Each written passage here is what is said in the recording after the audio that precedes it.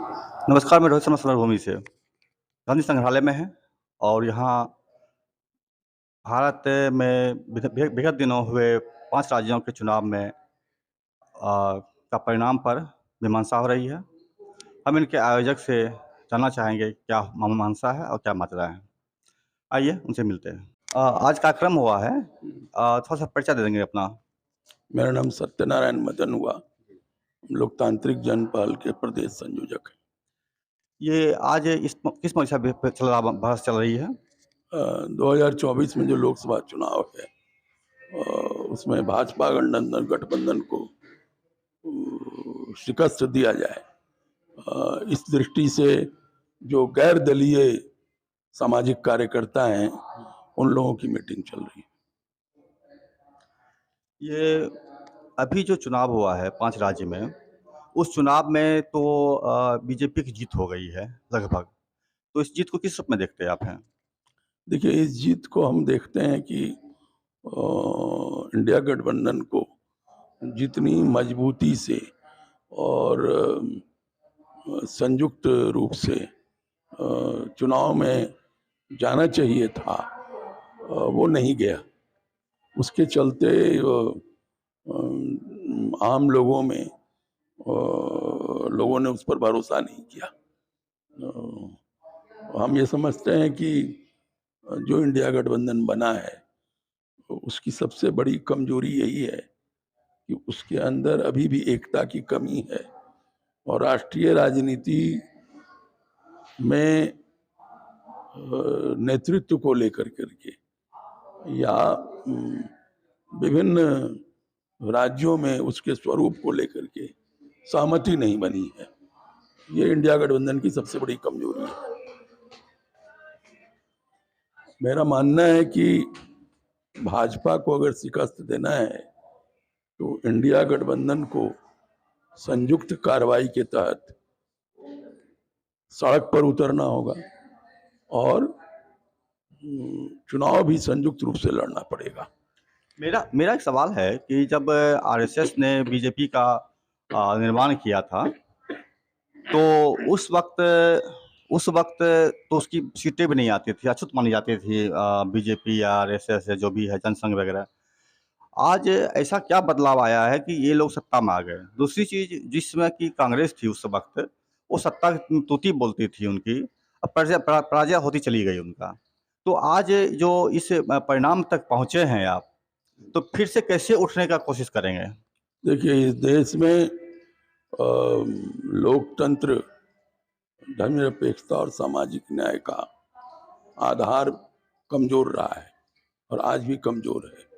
सामाजिक आधार उसका आजादी के बाद चूंकि कांग्रेस के नेतृत्व में सरकार बनी थी और कांग्रेस की विचारधारा कमोबेश एक उदारवादी लोकतंत्र के तहत थी, तो अपने देश में स्टेट में जो होता है उसका बड़ा महत्व होता है। कांग्रेस की सरकार थी तो ये मान लिया गया था कि इस देश में लोकतंत्र, सामाजिक न्याय और धर्मनिरपेक्षता मजबूत है, लेकिन सच्चाई है कि उसका सामाजिक आधार बहुत मजबूत नहीं है। बीजेपी या आरएसएस जिन आधारों पर खड़ी है उसको कोई लोकतांत्रिक मूल्य के लिए उनको संघर्ष नहीं करना पड़ना है। वो तो सांप्रदायिक हिंदूवाद की पक्षधर है, तो उसके लिए तो पहले से समाज में जमीन तैयार है। वो जातीय विषमता के खिलाफ नहीं बोलती है, तो हमारे यहाँ तो जातीय विषमता पहले से मौजूद है। तो कहने का मतलब ये है कि बीजेपी धारा के विरुद्ध समाज में नहीं खड़ी है, कोई प्रगतिशील धारा के पक्षधर नहीं है। वो तो जो समाज में पहले से जो कहिए कि प्रतिगामी चेतना या प्रतिक्रियावादी चेतना जो है उसी के आधार पर वो राजनीति करती है। उसको कोई जैसे हमको लोगों में लोकतांत्रिक चेतना जगाना है, लोगों को लोकतंत्र के प्रति बारे में प्रशिक्षित करना है, सामाजिक न्याय के लिए प्रशिक्षित करना है, धर्मनिरपेक्षता के लिए प्रशिक्षित करना है, उनको तो कोई प्रशिक्षण की जरूरत नहीं है। विगत 10 साल से बीजेपी की गवर्नमेंट भारत में है। और 10 साल के दरमियान इसने पूरी न्यायपालिका, चुनाव व्यवस्था, आपको ईडी, सीबीआई, प्रशासनिक तंत्र तमाम पर कब्जा कर चुकी है।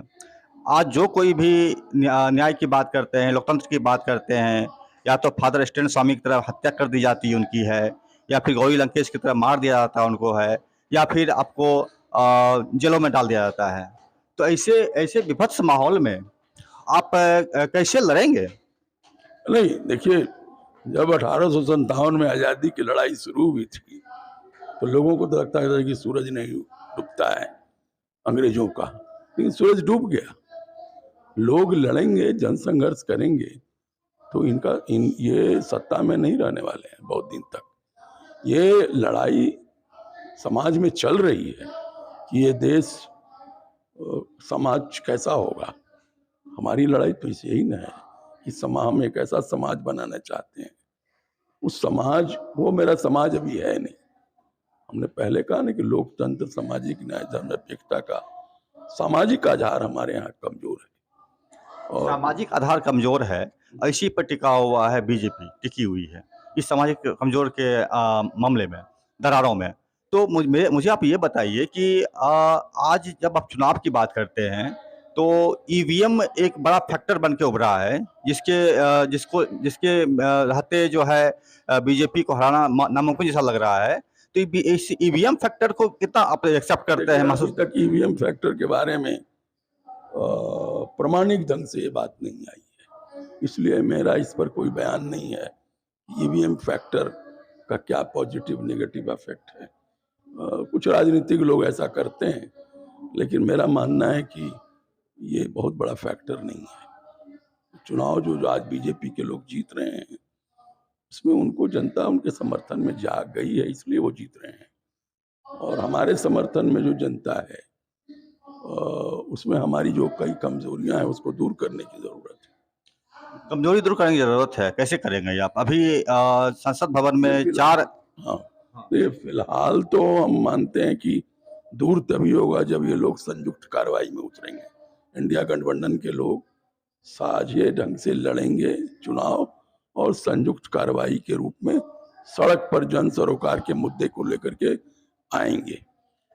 जन सरोकार मुद्दे पर आएंगे, लेकिन मुझे आप ये बताइए कि अभी जो जिस तरह से ये लोग मौन धारण कर लेते हैं हर सवाल पर, हर विरोध को चलने के मामले में, ऐसे ही बीच में घटना घटी है संसद में स्मोक फायरिंग का, जो कि आपको 13 दिसंबर को किया गया था 4 स्टूडेंट्स के द्वारा। तो इस घटना को आप किस रूप में देखते हैं और क्या महसूस करते हैं आप? हैं युवाओं को अभिव्यक्ति है या क्या है? देखिए, या जो युवाओं की स्थिति है, युवाओं के भविष्य संकट में है। बच्चे जब स्कूल में ही पढ़ते हैं, उसी समय से उनकी भविष्य की चिंता शुरू हो जाती है, गार्जियन की भी, और बच्चों को भी बार बार समझाया जाता है। बच्चों के सामने आज बहुत बड़ा भविष्य का चिंता है, बेरोजगारी है। और जब सरकार बेरोजगारी जैसे सवाल को, महंगाई जैसे सवाल को की जगह हिंदू मुसलमान करेगी, तो धीरे धीरे ये असंतोष बढ़ेगा। और हम समझते हैं कि संसद भवन में जो कुछ भी हुआ, वो युवाओं का जो आक्रोश है वो फूटा है। उन्होंने तरीका गलत अपनाया, वो अलग बात है, लेकिन हम समझते हैं कि अगर आप नहीं ध्यान देंगे समस्याओं पर, तो जनता को जैसे समझ में आएगा वैसे आपके खिलाफ खड़ी होगी। आप उस समय ये टिप्पणी नहीं कर सकते हैं कि इनको ऐसे नहीं करना चाहिए, उनको ऐसे नहीं करना चाहिए। आप अगर नहीं ध्यान देंगे तो जनता हर जगह जिसको जैसे लड़ाई लड़ने का समझ होगा वैसे लड़ेगी। युवा भी अराजक ढंग से कहीं आएंगे सामने, कहीं दूसरे तरह के नकारात्मक तरीके से सामने आएंगे, लेकिन आएंगे। हम समझते हैं कि ये युवा आक्रोश है जो संसद भवन में प्रकट हुआ है, और ये भविष्य में बहुत खतरे की घंटी है कि ये तो मामूली बात है, युवा हिंसक न हो जाएं, इस खतरे से भी रोकना है और बेरोजगारी के संघर्ष को भी आगे बढ़ाना है। 24 के चुनाव में आप क्या स्ट्रेटजी अपना रहे हैं? हम मानते हैं कि संयुक्त रूप से लड़ना चाहिए, संयुक्त रूप से बिना लड़े, संयुक्त रूप से बिना सड़क पर उतरे भाजपा को हराना मुश्किल है। संयुक्त रूप से इंडिया गठबंधन को एकजुट हुए और मजबूती के साथ सामाजिक आधार तैयार करते हुए जब तक आंदोलन नहीं किया जाएगा, जब तक संघर्ष नहीं किया जाएगा, तब तक बीजेपी को हराना मुश्किल है। नामुमकिन नहीं कहा सकता है, बट मुश्किल ज़रूर है। यही कहना था इनका। ये तमाम तमाम मामलों में देखते हुए यह एक चीज़ ज़रूर प्रकट होता है कि युवाओं के आक्रोश को आप सीबीआई, ईडी या अन्य माध्यम से दबा नहीं सकते हैं। आप इनके लिए जो है नई तरीके से जनता की आवाज़ को सुननी पड़ेगी। आप सत्ता में आने का मतलब ये नहीं होता है कि आप वहाँ से हटाए नहीं जा सकते। नमस्कार, मैं समर भूमि से रोहित शर्मा। अगर मेरा रिपोर्ट पसंद आए तो हमारे चैनल को लाइक करें, सब्सक्राइब करें, शेयर करें और इन मुद्दों पर विचार विमर्श भी करें। के बारे में हमको सोचना पड़ा। ये तो गांधी जी थे, इसीलिए जो फिर मुस्लिम थे उनको आने जाने को तो नेहरू जैसा आदमी था वो रहने नहीं देता मुसलमान।